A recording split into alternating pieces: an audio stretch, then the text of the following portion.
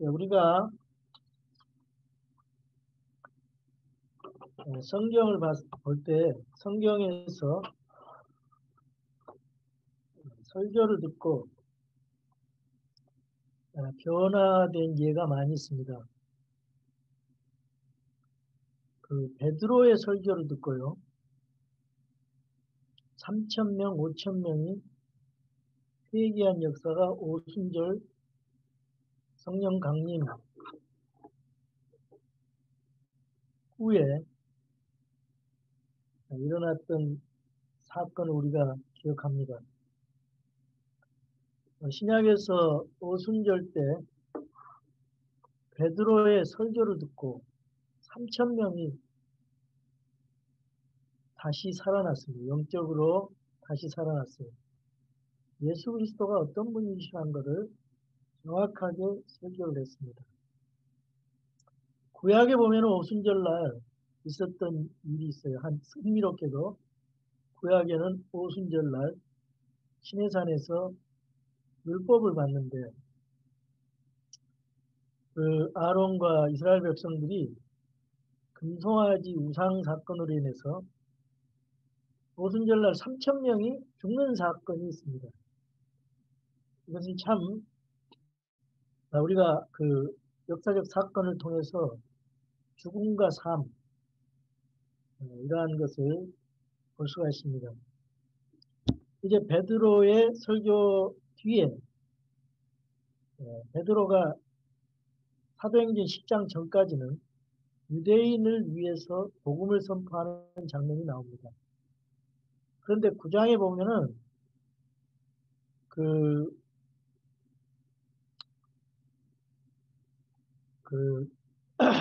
9장에 어떤 사건이 나옵니까? 10장에는 고넬료 사건이 나오고 이방인이 이제 예수님을 믿는 사건이 나옵니다. 그 전까지는 유대인에 대한 그런 사건이 나옵니다. 근데 8장에는 스데반이 사마리아에서 복음 전하는 것이 나오고 또 9장에는 이 사도 8장에는 빌립이 복음을 전하고 9장에는 이제 스데반의 설교를 듣고 사도 바울이 이제 회심하는 사도 바울이 회심하는 장면인데 그 전에 그 스데반의 순교가 7장에 나와요. 스데반이 설교를 했더니 그때는 다 믿지를 않고 돌로 쳐서 스데반을 죽였어요.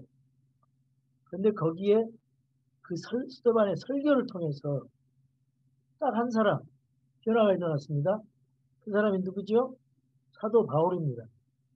그래서 이 이방인의 선교가 이제 시작이 되고 교회가 예루살렘 교회가 핍박을 받음으로 교회가 흩어지면서 이제 사도 바울의 회심과 함께 이방인을 위한 복음의 도구로 사용하게 되는 것입니다. 그러니까 스데반의 설교도 사람들이 거부하고 또 자신이 순교당했지만은 사울이라는 사람이 회심해서 변화된 그 모습.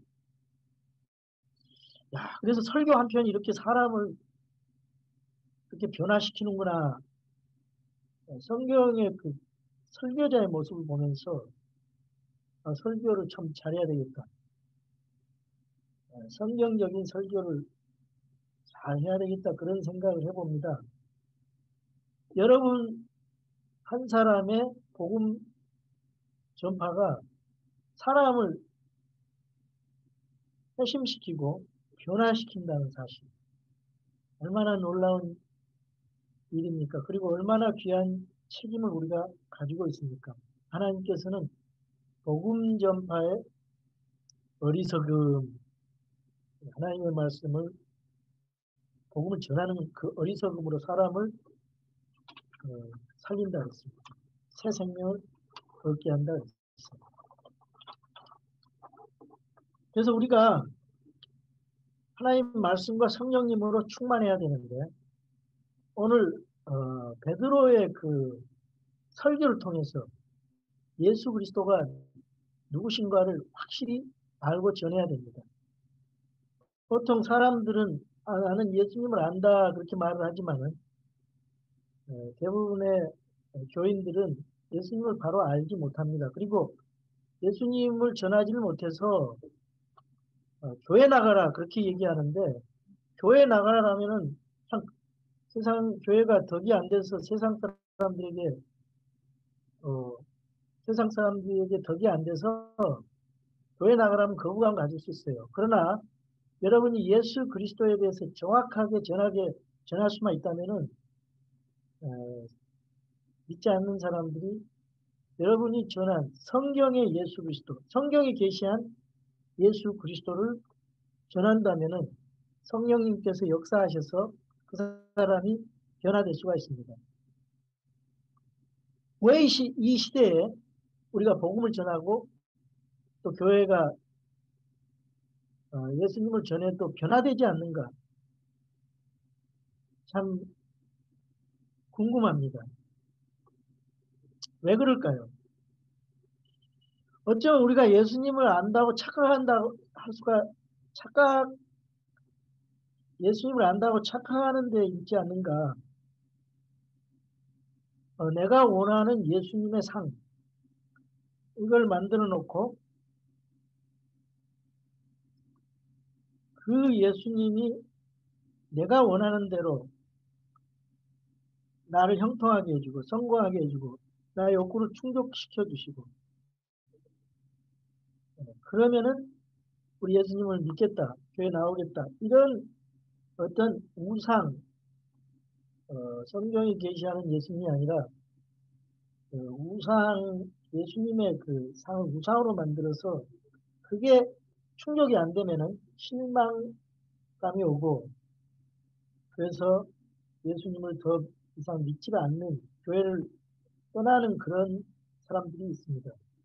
그리고 결국은 다른 종교로 가는 사람들이 있어요. 기독교에서 다른 종교로 가는 그 프로테지가 많더라고요. 개신교에서 다른 종교로 가는 이탈자가 한 58% 정도가 되더라고요. 그러니까 이게 우리 교회가 오늘날 그 한국 교회가 예수 그리스도를 정확하게 성경에 계시는 그리스도를 전하지 않고 하나의 그 자신들이 원하는 사람들이 원하는 예수 그리스도를 우상으로 믿게 하는 기복이 번영주의의 그런 것이 많이 영향을 미치는 것 같습니다. 예수님을 바로 믿는다면 변화가 일어나고 거듭남이 일어납니다. 그래서 세상 사람들도 우리 믿는 사람들이 거듭난 것을 보고 변화가 일어나서 예수님을 발견할 수 있는 그런 피드백이 일어나야 됩니다. 베드로가 제시한 예수님은 예수 그리스도는 하나님이란 사실입니다. 지금의 유대인들은 아직도 예수님을 하나님으로 믿지 않습니다. 예수 그리스도를 메시아로 믿지 않아요. 예수 그리스도를 하나님으로 믿으면 절망하거나 실망하지 않습니다. 하나님의 주권을 믿는다면 오직 예수 그리스도 안에서 평안을 누립니다. 사마리아 여인은 예수님을 하나님으로 발견했어요. 그리고 물동이를 두고 그 자기 동네에 가서 예수님을 전했죠. 이런 변화가 있어야 될 줄로 믿습니다. 그리고 베드로가 전한 예수 그리스도는 예수님은 주시다. 주님이시다. 예수 그리스도는 메시아다. 그분이 그리스도다. 예수님이 나의 주님이시다. 그분이 나의 메시아다. 그래서 우리가 지식적으로만 믿으면 안 되고 그것을 진정한 인격적으로 예수 그리스도가 나의 주님이시다. 믿게 되면은 내가 주인이 아니라 예수 그리스도가 주인으로 돼서 삶이 변화가 됩니다. 내 인생의 주인이 바뀌는 거예요. 예수님 안에서 우리가 안정된 삶을 살 수가 있습니다. 우리가 예수님으로 변화되면은 우리가 가는 곳마다 변화가 일어납니다. 복음을 가지고 전할 때 소동이 일어나고 사람들이 변화됩니다.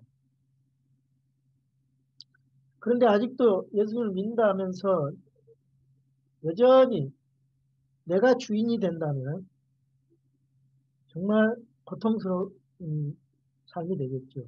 염려스러운 삶이 되겠죠.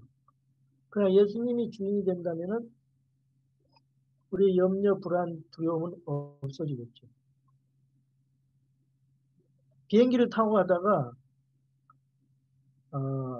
비행기 파일럿실에 들어가서 자기가 비행기를 조종하겠다고 들어가서 파일럿 옆으로 밀치고 자기가 한다면 어떻게 되겠습니까? 그대로 추락하는 것입니다. 인생의 추락도 마찬가지예요.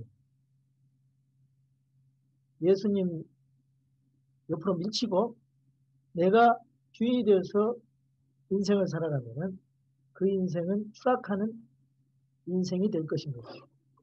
사도 베드로는 주는 그리스도시요 살아계신 하나님의 아들입니다. 고백을 했죠.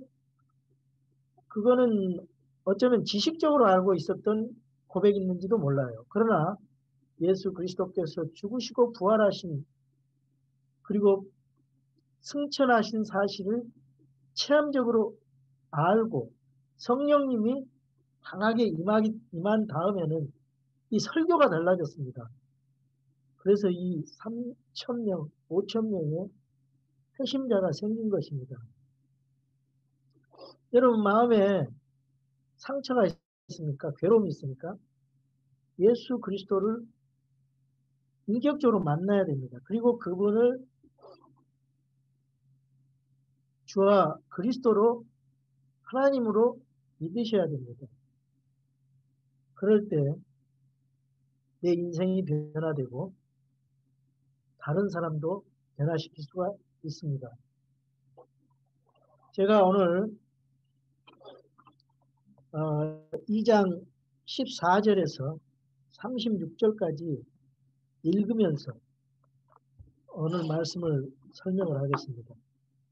그러나 베드로가 11사도와 함께 서서 소리를 높여 지금 앞 2장 1절 그 13절까지는 오순절날 성령님이 강림하셔서 그 120명의 모인 그 그리스도인들 위에 초대교회 유대 그리스도인들 위에 임하셔서 그들에게 다른 언어로 말하는 그런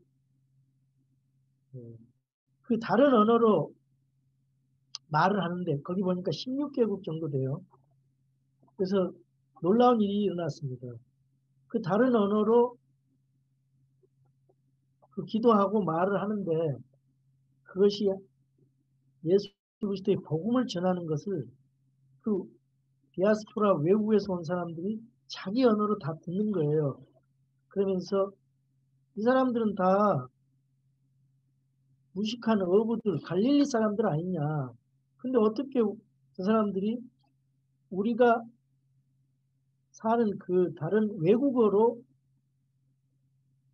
말을 하는가. 그리고 우리가 그것을 이해하게 되는가. 그 참 놀랍게 그래서 놀라 의심하며 이것이 무엇을 뜻하는가 그렇게 말을 했다 그랬죠. 12절에. 그리고 13절에 다른 이들은 조롱하여 이르되 이 사람들이 새 포도즙으로 충만하다 하더라. 자, 14절 보겠어요. 그러나 베드로가 11사도와 함께 서서 적어도 여기에 다른 외국어로 방언하는 사람들이 12사도들이 다 한 것으로 알 수가 있어요. 적어도 12사도들이 다 다른 외국어로 복음을 전한 것을 알 수가 있습니다. 그래서 베드로가 11사도와 함께 서서 마띠아까지 함께 쓴 거죠. 소리를 높여 그들에게 이르되, 이 사람들은 아직, 거기에 나타난 사람들은 아직 유대교의 그런 종교에 영향받은 사람들이죠. 전부 유대인들입니다. 그래서 예수님의 복음이 여기 선포되고 있습니다. 유대 사람들과 예루살렘에 거하는 모든 사람들아, 이것을 너희에게 알려주리니 너희는 내 말에 귀를 기울이라.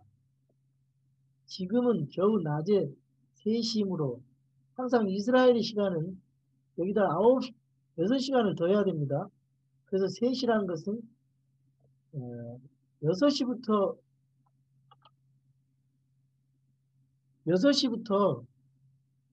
보면은 오전 9시가 되겠죠? 너희가 짐작하는 것처럼 이 사람들은 술 취하지 아니하였느니라.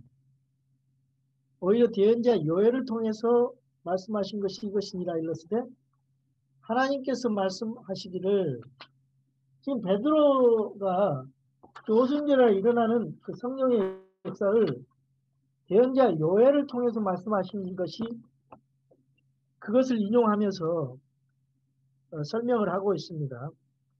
이거는 실질적으로 대환란 때 주의 날에 이루어질 이스라엘의 민족적인 그 회심을 여기에 말씀하고 있어요. 실질적으로는. 그런데 그 사도 베드로는 아마 이 예수님의 재림이 바로 있을 것으로 생각을 해서 이 말씀을 인용한 것으로 보입니다. 왜냐하면은 19절부터는 그러한 일이 일어나지 않았거든요. 17절, 18절에 대한 것은 일부 일어났지만은 19절에 20절 이런 것은 일어나지 않았기 때문에 대환란 때 이스라엘의 전체 회심으로 봐야 됩니다. 자, 하나님께서 말씀하시기를 마지막 날들에 내가 내 영을 모든 육체 위에 부어주리니 너희의 아들 딸은 대언하며 성령님을 부어주면 대언한다 그랬어요. 너희 젊은이들은 환상들을 보고 너희 늙은이들은 꿈을 꾸리라. 그날에 내가 내 영을 내 남종과 여종들 위에 부어주리니 그들이 대언하리라. 그런데 19절은 이제 이런 일은 없었어요. 또 내가 위로 하늘에서는 이적들을 보이며 땅 아래로 땅에서는 표적들을 보이리니 곧 피와 불과 연기로다. 저 크고 주목할 만한 여기 주의 날 나오죠? 예, 대환란의 주의 날입니다. 대환란은 공중강림 이후 그 7년 대환란부터 천년왕국까지 주의 날이라고 말을 합니다. 이르기 전에 해가 변하여 어둠이 되고 달이 변하여 피가 되려니와 누구든지 주의 이름을 부르는 자는 구원을 받으리라 하였느니라. 이 말씀은 요엘서 2장 28절에서 32절 말씀을 인용한 것입니다. 자, 22절 보겠습니다. 너희 이스라엘 사람들아 이 말을 들으라. 여기 이제 22절부터는 36절까지 14절부터 21절은 베드로가 증언하는 거예요. 그 상황을. 그 22절부터 36절까지는 그 상황을 설명하는 것입니다. 여기 다윗에 대한 예언을 다윗의 그 시편의 예언을 인용하고 있어요. 자, 22절 너 이스라엘 사람들아 이 말을 들으라. 너희 자신도 아는 바와 같이 하나님께서 나사렛 예수님을 통하여 기적들과 이적들과 표적들을 너희 한가운데서 행하사 그분을 너희 가운데서 하나님의 인정받은 사람으로 삼으셨느니라. 예수님은 완전한 사람, 완전한 하나님이죠. 그 나사렛 예수님은 세상 사람들이 비천하게 생각하는 가난한 동네 그 나사렛 사람 예수님이 메시아로서 기적들과 표적들과 이적들을 행하여서 죽은 사람도 살리시고 바람과 풍랑을 잔잔케 하시고 오병이의 역사를 이루시고 그 메시아적 사역을 보이신 것은 그분이 하나님의 아들 메시아다. 하나님이시다. 이것을 전했던 것입니다. 그런데 이스라엘 사람들은 그걸 거부를 하죠. 아직도 예수님이 2000년 전에 예수님이 메시아로 오셨는데 아직도 메시아를 기다리고 있어요. 이스라엘 백성들이. 어리석은 거죠. 자, 그것도 또 하나님의 섭리 아래 있어요. 자, 그분께서 하나님의 정하신 계획과 미리 아심을 통해서 하나님의 섭리, 계획은 미리 아심이 먼저예요. 미리 아심, 하나님의 계획 중에 다 이렇게 예수님이 세상 인류를 구원하시기 위해서 이렇게 계획하시고 미리 아심을 통해서 예수님 십자가에 못 박히게 된 것입니다. 넘겨짐에 너희가 그분을 붙잡아 사악한 손으로 십자가에 못 박아 죽였으나 하나님께서 그분을 사망의 고통에서 풀어 일으키셨으니 죽음에서 부활시키셨단 말이죠. 이런 사망이 그분을 붙들 수 없었기 때문이라. 왜 그래요? 예수님이 하나님이시니까 오직 예수님만이 하나님이십니다. 다른 종교의 창시자들은 죄인들이에요. 그래서 이 점을 우리가 복음에 중요하게 여겨야 돼요. 십자가의 죽음과 부활. 이걸 전해야 됩니다. 예수님이 하나님이시다. 예수님이 메시아다. 예수님이 부활하신 살아계신 하나님이다. 이걸 전해야 됩니다. 다윗이 그분에 관하여 말하되 내가 항상 내 얼굴 앞에 계신 주를 미리 보았나니 그분께서 내 오른편에 계심으로 내가 흔들리지 아니하리로다. 다윗이 이제 시편을 기록을 했는데 이 시편 이 기록은 그 16편 8절에서 11절에 나오는 말씀인데 성령님으로 감동을 받고 사도 다윗이 예언하는 것입니다. 이거를 예수님에 대한 예언을 하는 거예요. 다윗의 후손으로 오실 예수님을 예언하는 겁니다. 잘 들어보세요. 다윗이 그분에 관하여 말하되 내가 항상 내 얼굴 앞에 계신 주를 미리 보았다 그랬죠. 예수님을 미리 봤어요. 그분께서 내 오른편에 계심으로 내가 흔들리지 아니하리로다.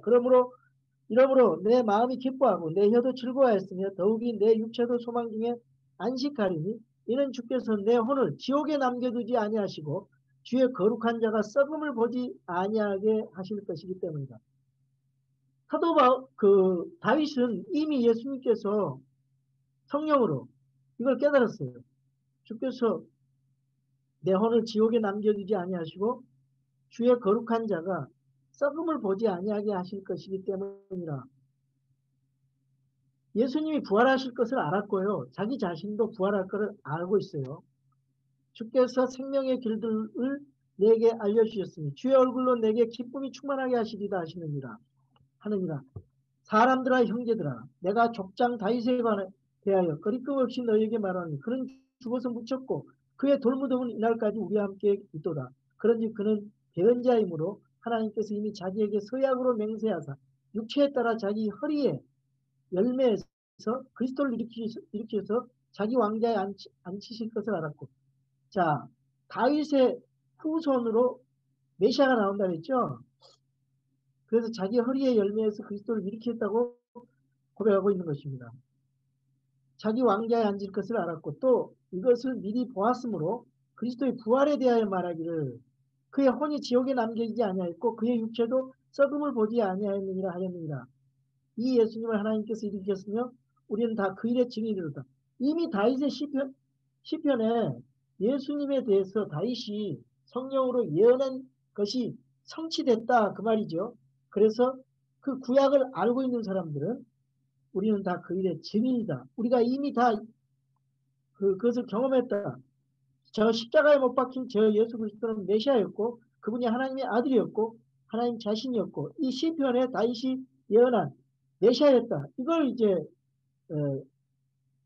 사도 베드로가 이스라엘 유대인들에게 복음을 선포하는 것입니다. 그러므로 그분께서 하나님의 오른손에 의해 높여지시고 아버지에게서 성령님을 약속으로 받아서 너희가 지금 보고 듣는 이것을 부어주셨느니라.